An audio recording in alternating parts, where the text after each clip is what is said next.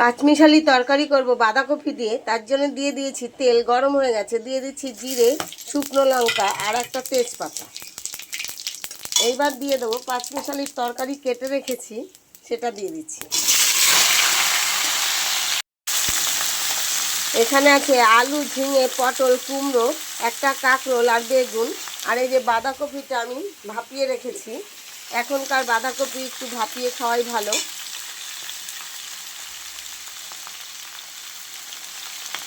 তো সবজিগুলো একটু ভাজা করে নিই বন্ধুরা।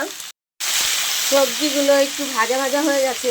এবার দিয়ে দিচ্ছি আদা, কাঁচা লঙ্কা, হলুদ আর একটু টমেটো বেটে দিয়েছি, আর একটু লবণ দিয়ে দিচ্ছি।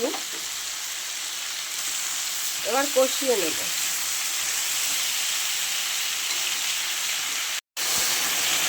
এবার দিয়ে দেবো ভাপিয়ে রাখা বাঁধাকপি।